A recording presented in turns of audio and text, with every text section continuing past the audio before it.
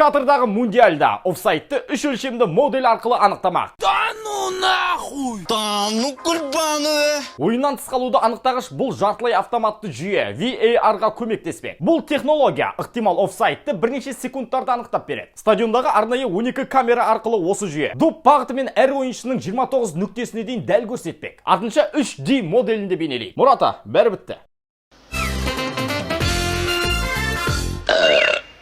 20-30 жылдан кейін футболдағы төрешілер мамандығы тоқтайтын сияқты бар ғой. Жалпы әр мундиаль сайын жаңа технология. 2014-те гол анықтағыш жүйе Лэмпард арқасында. Және спрей болды. Саранга. 2018-де VAR. Енді міне, Катарда, олар да Катарда. Ай, машалла, өлтірді. Айтпақшы, бұл құрылғы доптың да ішінде болады. Міне, бұлай көрінеді.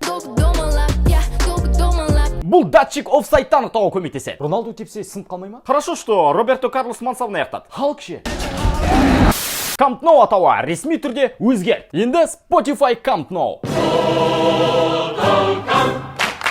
Не себеп? Жаңа демеуші. Шартнамасында стадион атауы өзгереді деген пункт болды. Жемісі міне, швециялық стриминг сервисімен келісімшарт өз күшіне 1 шілде деген. Қойыңа қошқар көрі. Сенсең де, сенбесең де өзің білесің. Еврокубокте Айнтрахт Nou болмай ма сонда?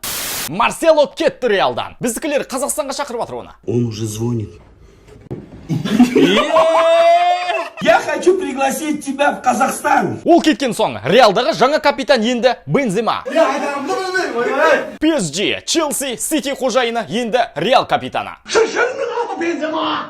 Рафинияның басы қатып жүр. Қайда барам деп? Челси, әлде Барселона?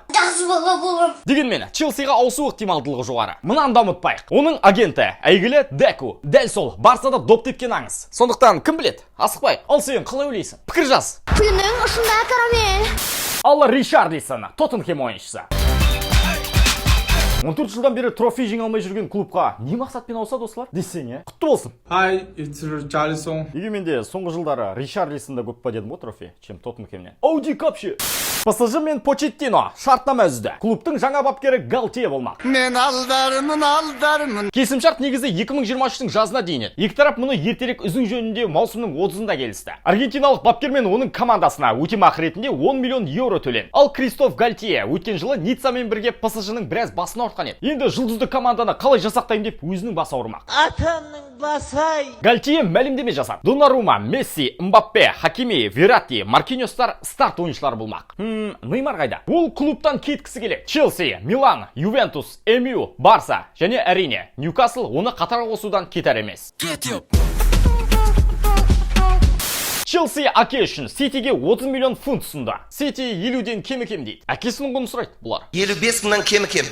Дибаласын жауап төлейтін Дибала Юведен кетті. 2015-тен бері қарт сеньорада болған. Келісімшарт аяқталды. Жас топ келіп қартайып кетіп барады. Натуре қарт сеньора. Қай клубқа ауысады? Жақында көреміз. Интер, Реал.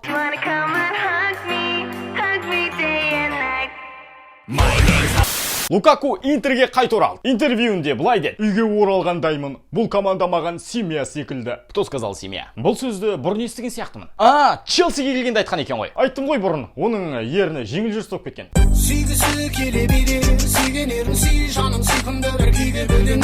Жарайды, ойын. Қош келдің, Бигром. Камераға түсірілген үлкен қорқынышты құбыжықтар.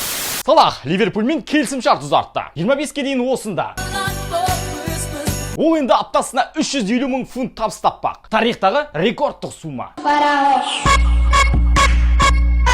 Міне достар, футболдағы соңғы жаңалықтар осы. Ойларыңды бөлісіңдер комментке. Келесі кездескенше. Сау. Мына біздің бала шағаның сұрамайтыны жоқ.